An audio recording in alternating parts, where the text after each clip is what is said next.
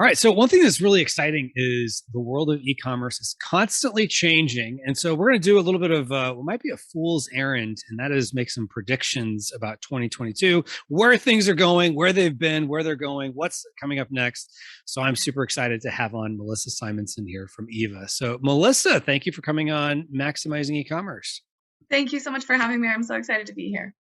Yes, yes, I'm excited to have you here. So just to put it out there, some people might be listening saying, I recognize the name, I recognize the voice, but the Eva is a little different. So, Yeah, can you just describe your journey in e-commerce, where people might know you from before, and how you got to Eva and what is Eva? absolutely. Yeah, actually, for the last several years, I have helped build and grow the Empowery e-commerce cooperative, which is a Mm, nonprofit member-owned co-op that was founded to help e-commerce entrepreneurs. So, for the last several years, we have been in the event space. We've been, sort of just in the community trying to help sellers who need help starting or they need help growing and scaling, and also needed some just help finding out who the right people are to partner with if they need services and tools and stuff like that, because it it's tricky when there's so many different new tools coming out in the space to find out which ones are actually necessary, which ones are, they're fine, but they're, still sort of in the beta phase, and which hmm ones are really valuable mm. and that people should be using. And so at Empowery, we negotiated with service providers to reduce rates with the leverage that the group combined had. Oh, And nice. then so we had those the upfront discounts, the cash back, and some perks that we offered to our members and the e-commerce community at large. Got it. Got it. Got it. So you've gotten to know quite a few sellers over the years and kind of seeing what's working, what's not. I like what you said there about like which ones work, which one are more in beta, because there's a lot of software tools kind of come and go. I've seen some. um, and what was the hot tool maybe 3 years ago is not necessarily the hot Oh yeah, tool today. And some that like everybody was talking about 5 years ago, I don't even think they sell anymore. And so right. there's a lot of things that change, and it's an ever evolving space. And so you recently left Empowery, as I understand it, and now Right. you're at Eva. So can you tell us a little bit about, what is Eva and why did you make the change? Yeah, it was an incredibly difficult decision because I love Empower so much. I love helping entrepreneurs. I really loved being so engaged with the community all the time. What made the decision a little bit easier was that I was still going to be able to help e-commerce entrepreneurs. I was still going to be able to engage with my ecom fam at events and stuff like that. And that really, what you just said was so true. It's an ever evolving um, sphere of new tools, new technologies, and this process of evolution is so important to progress. And Mm-hmm. what I see for Eva is the way that the tools and the data all work together to produce an entirely different result, ideally, in terms of profit for the seller, is the future of e-commerce. And to me, that's where I want to be. Okay, gotcha. So you want to be more in the trenches of making the changes and influencing the changes and seeing Yeah. things from the get-go. So yeah, so you definitely bring an interesting perspective to this. And also just for context too, in case people like the name Simonson also rings a bell, because isn't there a Steve Simonson who's also a Right. guest of the Maximizing E-commerce podcast? You two are related? That's right. Steve Simonson is my oldest brother. I Mm. have eight brothers and sisters. Oh, wow. Yeah, he's the firstborn, Okay. and I am the ninth of nine children. So then there's, I've got eight brothers and sisters in there. And so I think he was 15 when I was born. Oh, wow. And so, yeah, so he started and, he founded Empowery, and he Uh-huh. had called me up to see if I was able to, run that. And so we have worked together the last many years to build that into something that's really beneficial. And as it's sort of him giving back to the e-commerce community because he's gotten to that point in his journey. Yeah, and I definitely recommend folks go listen to that episode, which will be in the show notes as well. Yeah. He's been in the e-commerce world since like the '90s, if I remember Oh yeah. correctly. I think his first Yes. shopping cart sale was 1998. And I'll tell Oh, you, wow. my first experience with e-commerce actually was working for him Uh-huh. I used to fly summers to work for him at his office. He had like 30 employees or something at that point, and I had to learn HTML so that I could go in and change the listings for some of the products that were on. And that's, this is at the time where to have a website listing products, you couldn't just toss up a Shopify store. You had to have Right. You had a no code. basement full of programmers. Mm. And know a little bit about HTML or Perl or Java in order to get anything done. That's interesting. And really that's kind of where things are going, is that Yeah. there's so many tools like we talked about before, because everyone kind of over time finds these like, oh, okay, well, wouldn't it be easier if we could do this and not have to, search for brackets and, what is the ahref or whatever, or the image code or whatever. You start finding things that do a lot of these things for you. And then they create new problems that need to be solved. Like, oh, Yeah. wouldn't it be easier if we could condense the image, or, whatever, and new tools get, Right. or, Amazon makes it okay, you can have third-party sellers. And then Amazon says, wouldn't it be easy if, we use our fulfillment network and we shipped it for the person? And so Yeah. that's how FBA was born. And, think of all the tools and services and, podcasts and things that have come on the back of Amazon FBA. So let's talk a little bit about, bringing it more close to where we are now.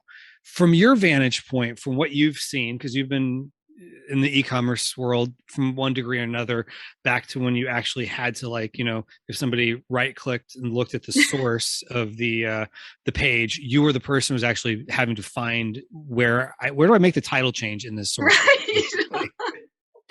So now fast forwarding to today, where you've seen a lot of the evolution of things, how would you describe to someone who's maybe new to e-commerce, like, where are things today? And we'll get into the tomorrow aspect, but just 2021, as we're recording this, it's almost New Year's Eve. How would you describe this year to someone who is maybe new to e-commerce? It's crazy because I think people who are familiar with the e-commerce space, they've seen these iterations, like you said, this evolution of the space, and it's such a natural process. You can see it in so many different ways, but you'll see this in business, you'll see this in nature, you'll see this with humans and relationships, but you have, the way that you start with something, and it's a brilliant idea. And then, as many entrepreneurs and startups will quote, your first version of something should always be embarrassing, right? Because you should put something out there and then you have to refine it. And pretty soon you're like, oh my gosh, I can't believe we even stood behind that. That's right. Laugh at it. So what happens now, what I've seen in e-commerce, and, Steve can certainly speak more to this from his perspective of, selling on Amazon from that time, but there's something that has happened where, in addition to the changes on listing on Amazon and opening up new marketplaces like Shopify and like Walmart.com, there's also these tools and services that are popping up. And most of these are born from sellers who have tried to do everything themselves. Entrepreneurs love to put out fires. Entrepreneurs want to, solve all these problems. But at a certain point, you realize, if I did this, this, and this, I could automate this process, and then I won't have to manually do all these things. And then a service is born. And then their friends are like, hey, can you let me borrow that? Can I use your tool? And then they're pretty soon you have a different business entirely. And so many of the services in the Amazon space were founded in this way.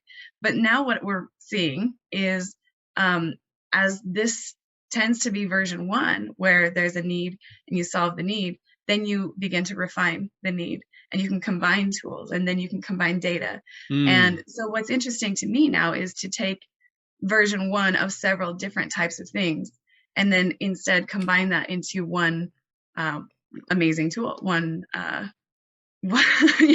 me, that's amazing. And here's another thing. You also see this with exits and aggregators, right? 2021 was a really big year for exits. And there was so many aggregators. They got so much funding. It was a crazy amount of money. I don't know how familiar you are with, the amount of funding. There's a lot of zeros. Right? And several different types of companies did this.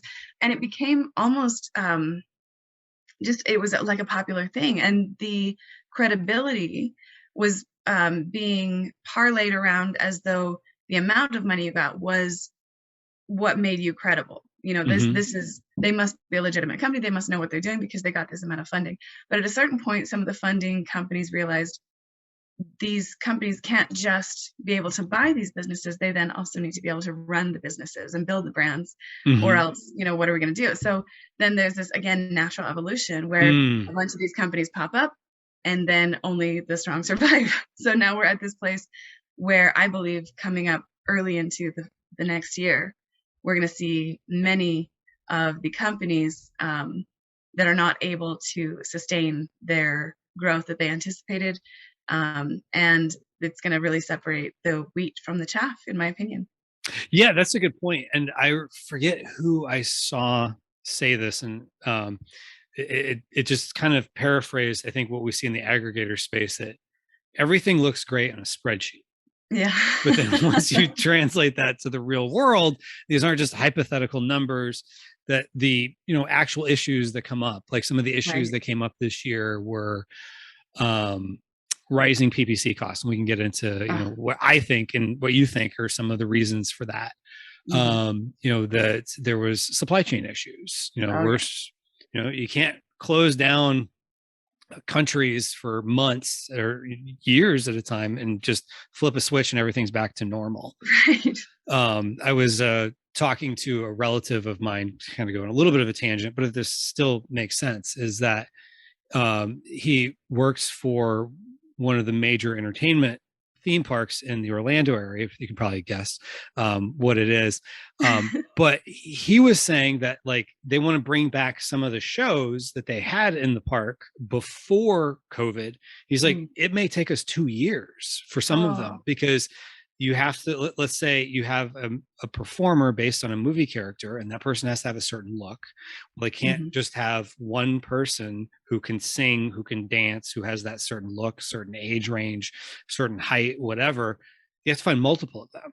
Well, a lot of the people that Right. were doing that before went out and find other jobs. And so, people that maybe were in the supply chain or whatever, I found other jobs or just Right. whatever. And so to get things off of boats and, to warehouses, it's just taking more time. And Yeah. so that was a big thing that, we're just, whether it's shows at a theme park or getting things to a warehouse, we're Or not back mailing to where we were. packages to your family. Mailing packages to your family, you know, um, you know, uh, stuff stuck in fulfillment center transfer at Amazon Oh. for weeks at a time. I mean, we all had these kind of, we can laugh about it now, but Oh, we're I still think it's crying still because it's still painful. happening. Yeah. Yes. But, also the rising PPC costs. So, Yeah.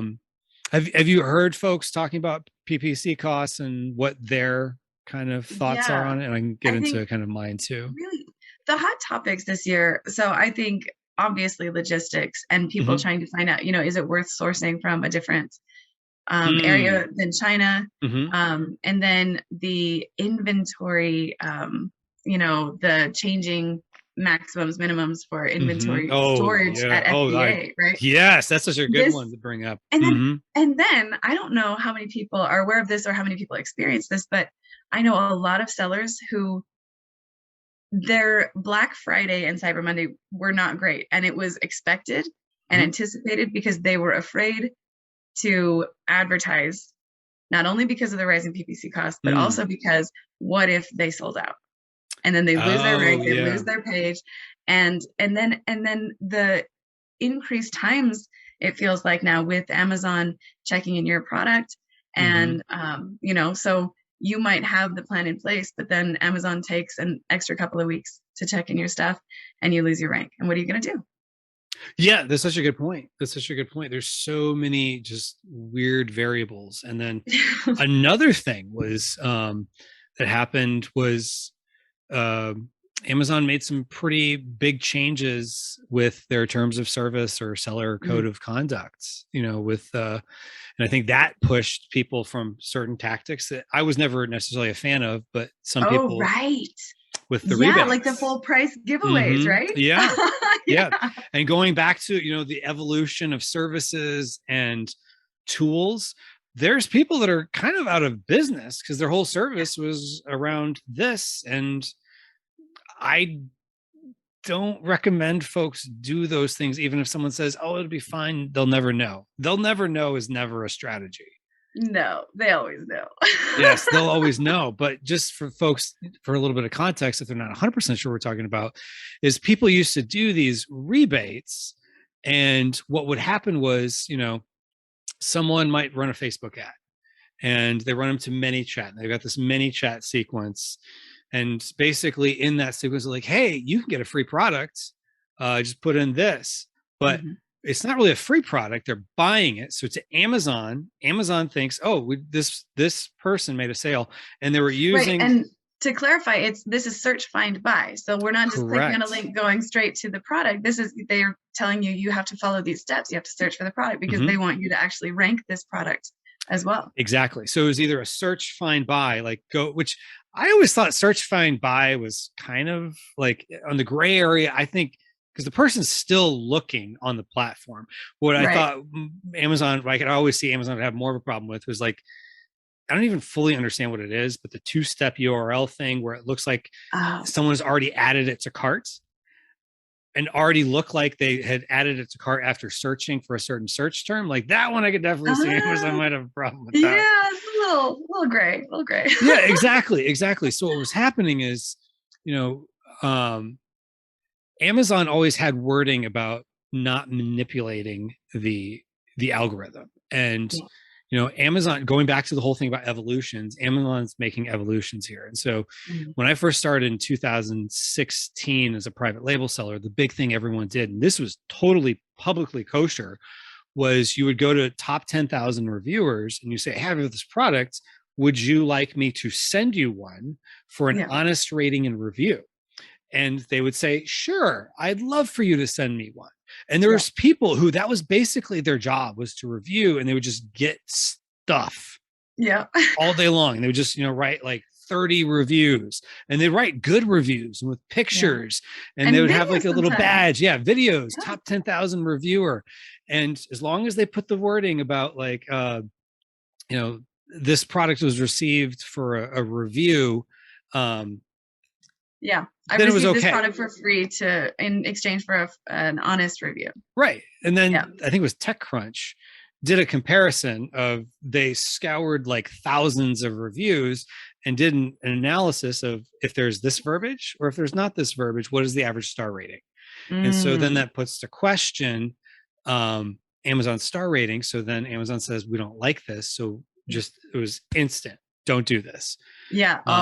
And then pretty soon, then shutdowns and suspensions and this was crazy. If you continued. Yeah. And they were not even clear about like what qualified. So at a certain point, they were like, if you have inserts asking for an honest review, or directing them to your offsite store or whatever, then immediate suspension. Craziness. Oh yeah. And over time, things kind of, because Amazon wasn't dropping the hammer from 2016 when this happened.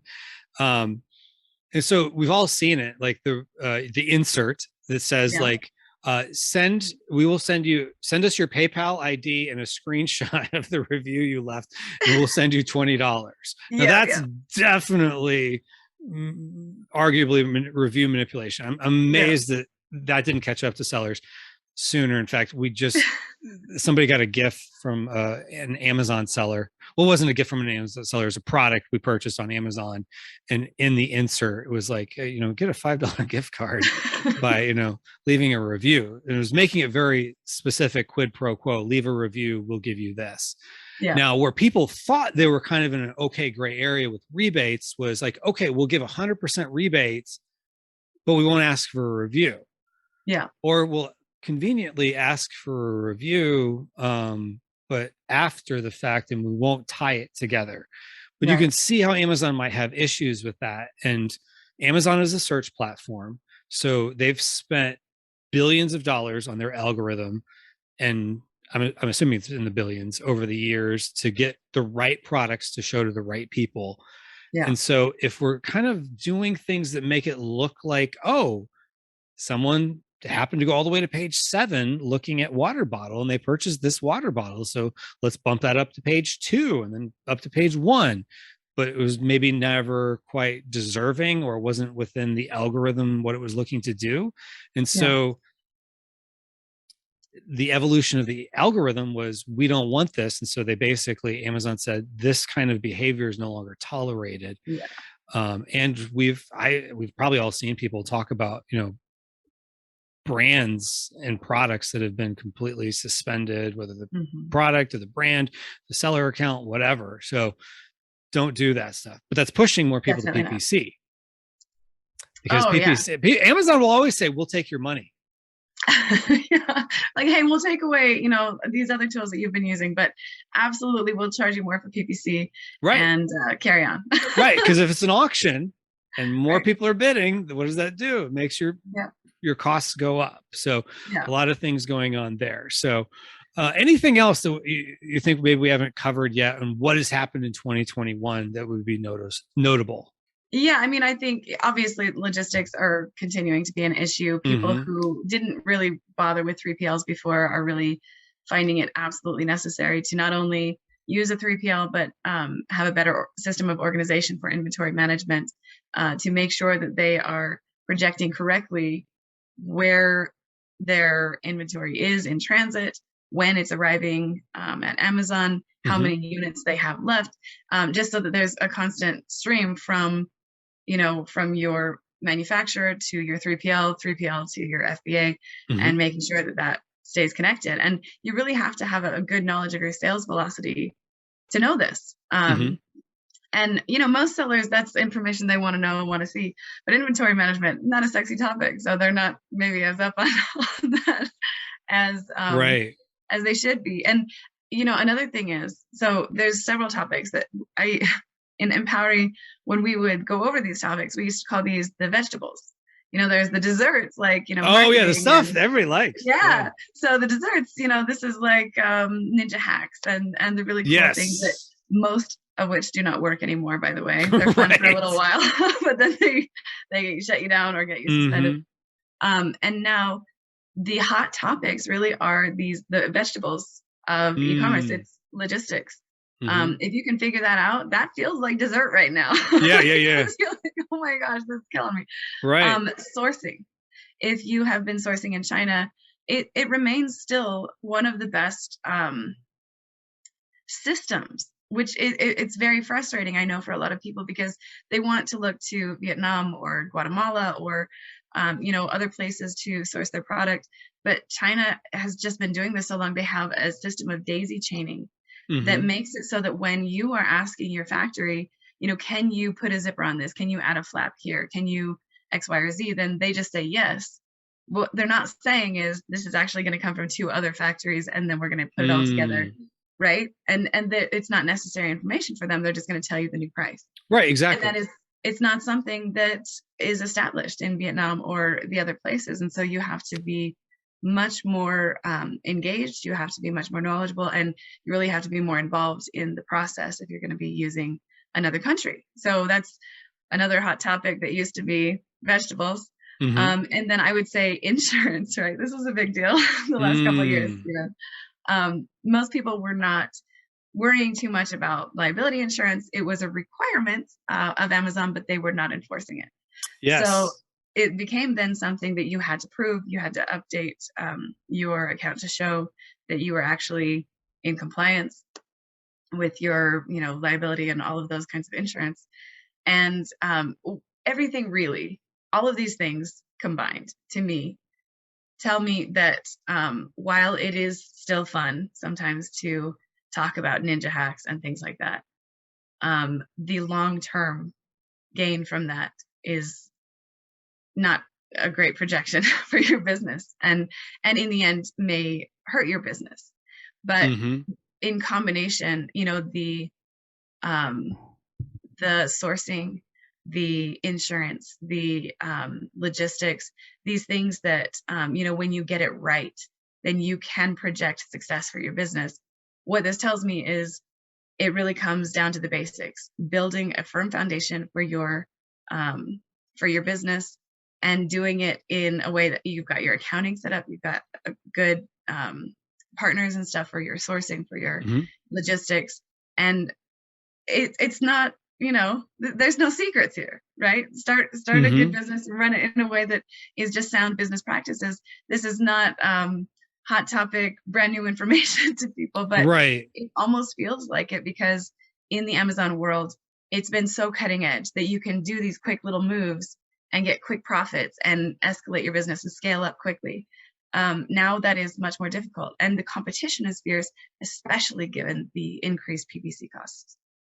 Yeah, I love the analogy there of the vegetables, because, to your point, anytime people can talk about ninja hacks or whatever, everyone gravitates towards this. And I hear people, I won't say the names, but like they'll quote whatever the guru is and whatever Right, they named their ninja hack, which usually sometimes is just something very basic. right.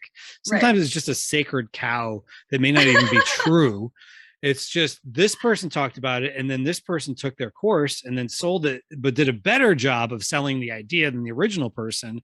Right. But who knows if it was even working. But to your point, like, the evolution and things change. If an algorithm change could shut down your business because it's all based on hacking a algorithm tweak, Yeah. that's not a good thing. If Indeed. your business could be, if you could lose all your reviews because they all say, I received this product for, a review, like what happened in 2016. Oh, and how painful was that? Yeah, Ouch. that happens to a lot of people. But, Yeah. the more you focus on, I've come to learn there's so much that's gray, but if you focus on it in the standpoint of, I used to use this analogy. It used to be kind of like the New York Times test of, would you want whatever you're doing in the New York Times? That was kind of when I was in Oh, the I like corporate that. world. They would use that. I would use the thought of, let's say I wrote out in large letters on a piece of paper what I was doing. And I'm Hmm. holding this on an elevator, and it gets stuck in the elevator. And the only other person in the elevator is Jeff Bezos. And he's looking at my thing and he starts asking me questions. Am I trying to like, well, yeah, I just, whatever. Or am I like comfortable sharing what I'm talking about? Yeah. The more I'm in the uncomfortable with that idea, the more I have to question, is this a good idea or not? Yeah. Yeah. And Because really, they'll it's always to figure things out. exactly. And it's to the health of your own business, Mm-hmm. because again, it used to be fine, and it used to be unnoticed and um, unchecked to make some of these different kinds of hacks, these different moves. And there's still some interesting ones out there that are not necessarily detrimental to your business, not necessarily even like gray hat if you're looking at black hat or white hat. Some things are just like, if you have trouble reaching Amazon, start speaking Spanish, and or say I don't speak English, and that transfers to the other call center, and you actually Mm-hmm. then get an expert. There's a lot of things like that it's not necessarily like something that's going to get you suspended. Right. um so those are still fun to talk about and fun to learn about, but the ones that really are trying to game the system, that's where you get in real trouble now, and it's just not safe anymore. It's not safe to be gray hat even. We have Mm. always, when I was GM at Empowery, we always steered people clear if we could of black hat. It was just, it's too dangerous. Mm-hmm. But now even gray hat, you just never know when the hammer is going to come down. And it's better to be white hat, to be able to defend Mm-hmm. what you are talking about, and the way you're conducting your business, just like you were saying about your elevator analogy. Yeah, exactly. And if your explanation of what you're doing starts with the word well or I Yeah. just when you're explaining it to people, That's then good. it's probably something's a little off. Yeah. So, Well, to be honest. yeah, well, to be honest, I was just, when you think about it, this has been happening all the time. Everyone else is doing it. If the Else word is everyone doing it. else is in it, well, they're I probably love all going to that. get shut down too. So, if you just stay the course, you'll probably be fine. Because ultimately, at the end of the day, we have products to sell and people want to pay for said products. So if you have Right. quality products and you can get it out there and not have to game the system, Yeah. then that's probably going to work out better for you, I think. Yeah, I mean, to me, this is very similar to, like, I know people in the world, like actual people that I know who, Right. Outside of the e-commerce world. yes, outside of e-commerce. But these are, people who will, like, let's take this for an example. If you're cleaning your house, they Uh-huh. will make it look clean, but they will not do all the effort required to get it Mm. actual clean, right? Mm-hmm. To me, it's the exact same amount of time. It is the exact same amount of effort. Mm-hmm. To me, I don't understand what the difference is. And this, to me, this is a good analogy for having a well thought out and well um, done listing. Are you actually going through your listing? Are you optimizing? Are you using everything? Are you brand registered? Are you going through some of these processes? Because if you're going to the effort to learn about the ninja hacks and game the system and all of this Mm-hmm. stuff, that's as much effort as it would take you to learn exactly how to optimize your listing, exactly how to um, optimize your PPC spend, Mm-hmm. and make sure that you're maximizing your profits rather than throwing away money and potentially risking your entire business or um, your your store getting suspended by Amazon. Okay. I totally agree with you there, because and I remember when I was in the corporate world, I used to see that sometimes people would, go to great lengths to try to hide whatever that it was they were doing that was shady. And it's like, Right, if someone just changed the filters on a report, they're going to figure this out. right, And it's the same thing with Amazon. But if you just learn, like, okay, what are the fundamental things, building on a foundation of concrete as opposed to a foundation of sand, hmm, and not have to like constantly like, okay, but how's the hack that I get more sand and get the sand more in right. line? Like, no, get the concrete. It's going to take you a little bit extra work, but at the end of the day, you're going to spend less time waking up in the middle of the night in cold sweats, Yes, less time, less energy, and less like brain space taken up by like, oh my gosh, I don't know what's gonna happen because I was doing the bad thing and now the bad thing is getting suspensions. Right, exactly. I saw somebody in a forum say they got suspended for this, and who knows if they were actually suspended for that, or they're shilling for someone else on something. So Right. who knows? All right, so let's now talk about going into next year, and this is Mm. where it gets kind of who knows if what we're going to say is going to be true, because at least in the past we're making we're talking about what actually Observations. happened. So yes, Right. so what do you think will be some of the things going into next year based on what we've seen this year, or just things that you think is kind of the next evolution? Yeah. I think this is something I've never done, by the way. I have never done predictions. I've been asked many, many times on many Mm-hmm. different podcasts and webinars. And I always say, I'm not comfortable predicting. Who knows what's going to happen? There's too many changes in the world. And especially with COVID and stuff like that. But what I do feel comfortable saying in terms of predictions is that in terms of aggregators and some of the brokerages and things like that, absolutely the wheat will be sifted from the chaff. We'll have Mm. companies who are able to build brands who remain, and those who are not able to actually do Amazon, but only can successfully get VC money and buy businesses. Those deals that it's not enough to sustain a business like that if that's what they're trying to do Mm-hmm. as an aggregator. Okay. So I think we're going to see some changing tides there, and we're going to see a few come out on top. I think that in terms of sourcing, China is going to continue to be a problem. Steve has a lot to say about this. I think he actually is it okay if I mention his podcast also? Yeah, go He ahead. talks about this. Yeah. Okay, so on his Awesomers podcast, he talks about some of the continuing problems with China and sourcing there. But again, remains true that there are very few other options unless you're doing raw products, which Mm. most people are not selling on Amazon. So I see continuing problems with sourcing. So I see, continuing problems with sourcing. Okay. More than anything else, I see the pricing for logistics and the problems with logistics are going to continue. The prices Mm. will remain high, at least for the first portion of this year, and at least 6 months, in my opinion. That I don't see normalizing maybe until the end of next year if we're lucky. And all I can say is I see it continuing to be expensive because who knows, what the next 6 months will hold. maybe it makes everything rise, maybe it makes things normalize, but for the time being, I think we need to just expect, ooh, it's painful prices right now for freight. So, yeah, so aggregators, sourcing, logistics. And then, just to reiterate what we've been saying, I see the companies who are focusing on branding, building real brands Mm-hmm. and starting with good products and doing things the right way, starting with a trademark, starting with, a patent and protecting your intellectual property, doing, ground up business stuff. Mm.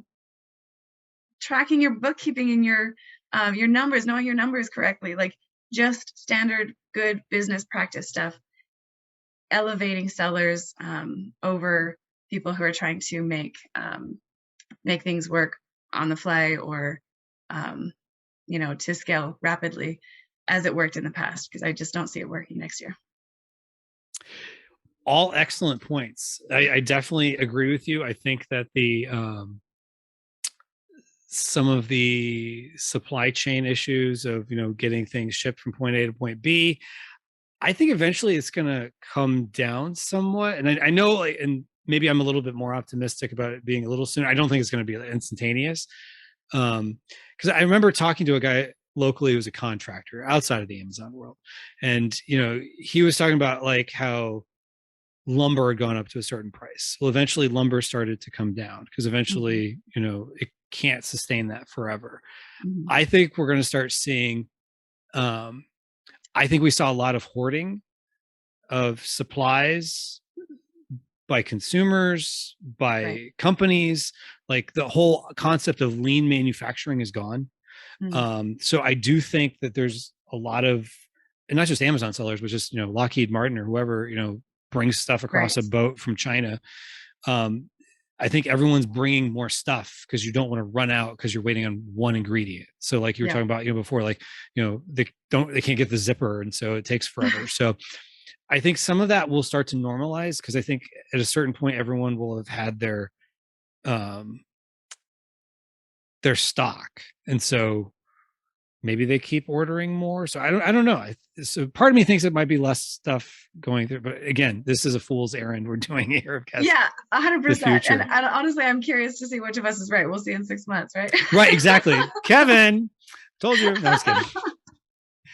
All right. So, but then also, you talked about, the supply chain stuff, the wheat from the chaff. I think we're going to see both aggregators, because I think some aggregators have developed a good reputation of, if they say, hey, you're going to get X amount because we're able to operate. And so we have efficiencies. So you're going to get this multiple. And others who I've heard horror stories of, they said I was going to get this and I never got paid, or I got paid and I didn't get my whatever because they didn't order enough inventory in time. And I lost control. And exactly.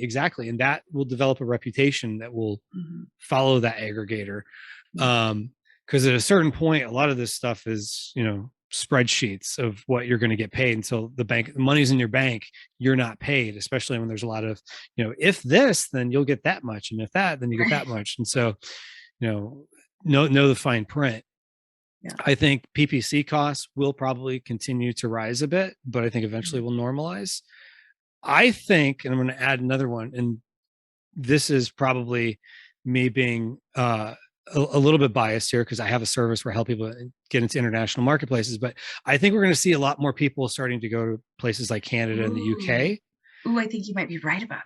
Yes. And so I've had the service for about 3 years, and come October, it's been dead. Yeah. Like I just kind of expect, Q4. Q4. You'd be amazed. A lot more people are, signing up both for freebies that I've got out there, or like, hey, how do I get you to help me with this? In the middle of Q4. And so I've been busier there. And so I think going into the new year, once people, now they can have more time to focus, they're going to see more people doing that, because that's an easy way. If you have a widget, it's selling, X number of units in the US, you could add 10, 20% by going into Canada, maybe another 10, 20% by going into the UK. Yeah. Why wouldn't you, when it's just difficult in the front end, but you understand the nuts and bolts how to run Amazon better than you understand Walmart, for example. And Sure, I yeah. tend to find most people will actually have better sales on Amazon in Canada than they will in Walmart in the US. I've had one person tell me Interesting. differently. Yeah. Well, And and I so, think it depends on the product too, right? oh yeah, It's definitely. I see the craziest trends on like Amazon Canada. Like, I've seen some of the most bizarre things in the world. I'll see like a product that sells for $15 in US, Amazon US, sell, some a reseller is selling it for like $60. Amazon Canada. Yes. Oh my gosh. It's Yeah. So just a little thing, everyone, just for fun, go look up your product in Canada. It's probably already yeah, there, and it's probably selling it. If you take the US price, multiply it times about 1.3, 1.4 ish, that'll be in Canadian dollars, but it might be 2, 3 times that. yeah, And it's so what is madness. happening is Amazon knows there's a problem, but they just don't know how to deal with it. It's called a gray listing. And so what happens is you probably see it's shipping from the US. What is actually happening is if someone actually purchases that, they're going to purchase from you in the US and then they're going to ship it to the customer in Canada. Mhm. So, a couple things with that. If you look up your main keyword and you see stuff like that on the front page, guess what? Who do you think Amazon's algorithm is going to one give the buy box to for that product? Mhm. Your locally priced, local FBA inventory product that is reasonably priced. Yeah, You're going to get the buy box, and you're going to probably take over that spot on the first page. And as of a couple of years ago, most likely your reviews will carry over into the new marketplace. 100%. So you're not starting over from scratch. Yeah. So I think you're going to see that. And so that, I'm glad you brought up the super high price of stuff sometimes in Yeah. Canada. That just No, means and there's less competition right. of Well, and real speaking of products. less competition, I think one of the reasons why I'm so quick to agree with you on this is I think especially sellers who have been around a little while, they Mm-hmm. are comfortable enough with the logistics side of things on the front end, like you Yep. said, that they know what the vegetables are. They know that they need to Right. have a good plan for their inventory, getting stuff over there, getting set up, getting their VAT if they're going to the UK, Mm-hmm. setting up everything from the ground up, and then they also know that things maybe are a little bit still Wild West in like Yes. Amazon Germany, where some of the things that used to work in Amazon US but don't anymore, and that's making everyone so sad, still work in Amazon Germany. And so people who were around for that are like, hey, I'm up for that again. Let's do this in Germany. So Yeah. I definitely see that working out for more successful sellers where they branch out more this year.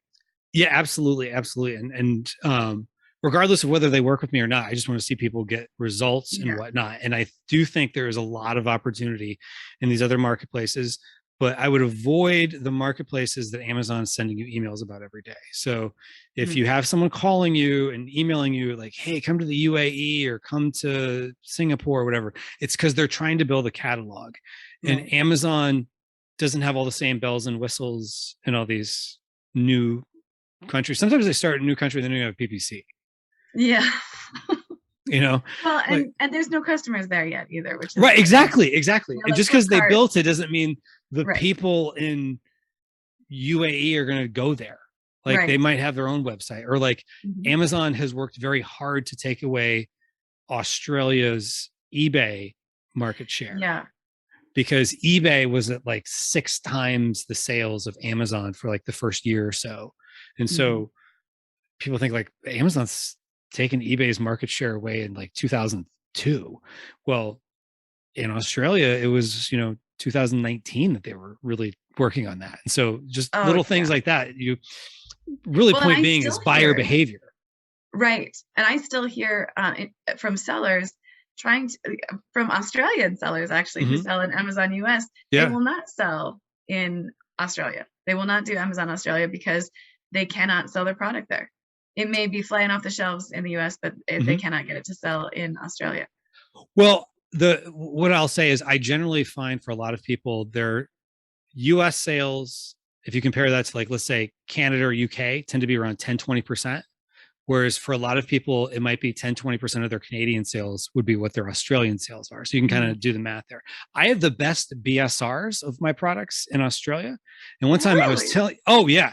But remember, BSR is just ranking within a category within that marketplace. Right. And it's fewer So than if it doesn't take much to get to first place, So, it's like if somebody was a Pro Bowl, um, we'll use Patrick Mahomes, who's, a quarterback. Let's say Patrick Mahomes and Tom Brady, two, all-star quarterbacks went back to their high schools and Hmm. played the JV team. They'd probably clean house, Yeah. because it's a different world. And so you're not at the same level of what is possible in a place Right. like Australia. So if you are going to branch out internationally, focus on the countries that are more established, like the Canadas, the UKs, the Germanys.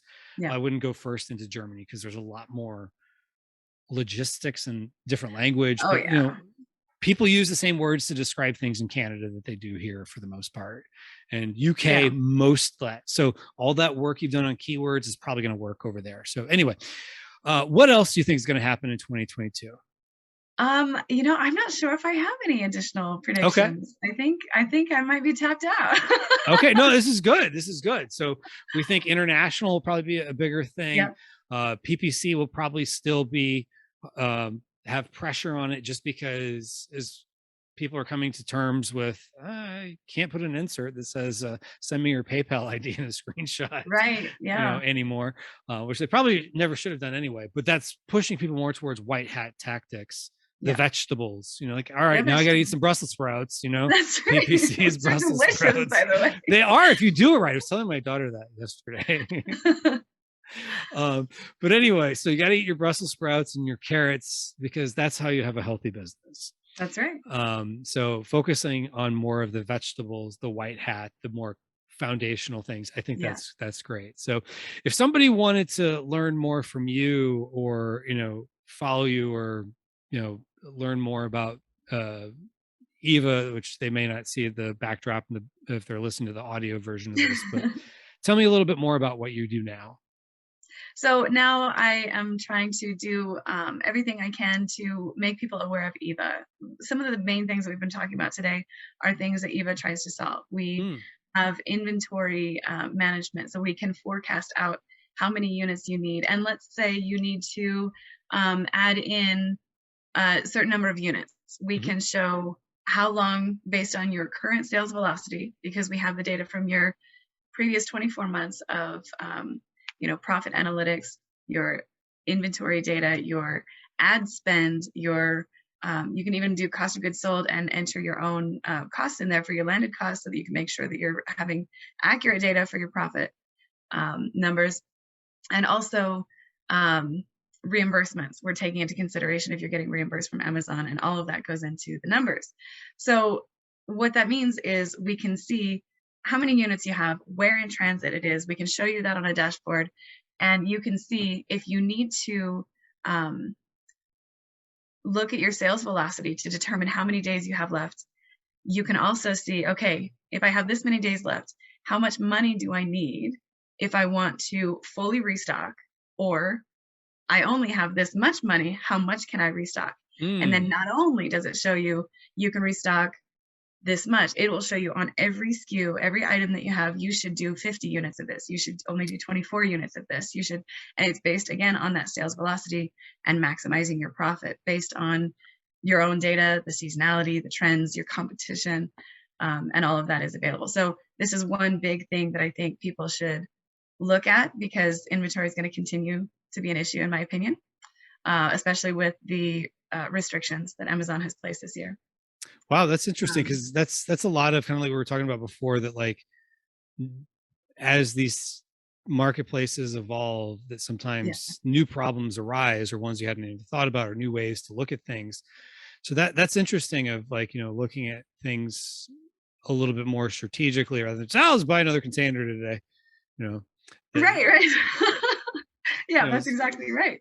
right, is margins sometimes get pushed out somewhat because of PPC costs, or Yeah, inventory costs, or whatever the case is. Then you got to start looking at, like, okay, how do I be a little bit more strategic in what I'm yeah. buying and things like that. So that's Well, interesting. I'll and have to check that that out. really feels like an overwhelming, especially if this is not your area of interest, or if it's not something that is really your strength.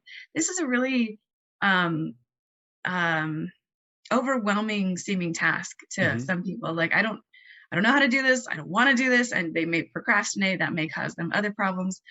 They may do it, but may not have a good system for doing it.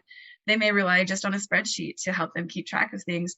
But wouldn't it be nice if you actually had a way to see that in front of you without touching it at all? And it's pulling the data from Amazon. And then also, one thing I think that people should look at in terms of Eva and the tools and looking forward, people are not familiar so much with using a repricing tool or a dynamic AI pricing tool for private label. A lot of resellers use pricing tools because they want to maintain the buy box. We've done a few different things to differentiate our repricer for resellers so that resellers are able to keep the buy box or share the buy box a percentage of the time based on profit or based on margin. A lot of different things, a lot of different options, and so there's some differentiation there. But in terms of private label, this is a tool people think they actually don't even need. And we have a very specific set of things that our dynamic pricing does for private labels. I think going forward, sellers really need to decide what things they need to do manually, what things they should be in charge of, and what tools they should be allowing to automate things for them. And one of those things I think is the dynamic pricer, because everyone knows, when you start running out of stock, you want to increase your prices a little bit so you can slow your sales velocity, make sure you don't lose your PSR. What if that happened automatically? You didn't have to think about it. What if when, there's a competitor in the area or, somebody's popping up with a similar price, which you can track on the tool, you can slowly step up the price and see how much profit you can get without changing your sales velocity. I mean, this is stuff that it would take some serious time and some energy and some commitment from you to do this. But what if it happens every 119 seconds automatically? And then if the sales velocity changed, it steps it back down so that it's at the same maximum profit level that you have identified that you're looking for. So there's a lot of things that are out there now that have not been out there before. I encourage people to go to eva.guru to learn more. If they want to contact me directly, they can go to, they can email me at melissa.simonson@eva.guru. And they can find me on social, Melissa Simonson, and on Instagram at Sulin Smiles. There's a whole story behind that we won't get into. Okay, got it. Okay.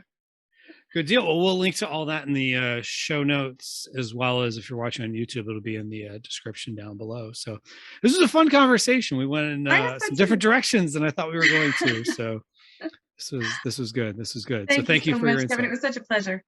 Definitely. Thanks so much, Melissa.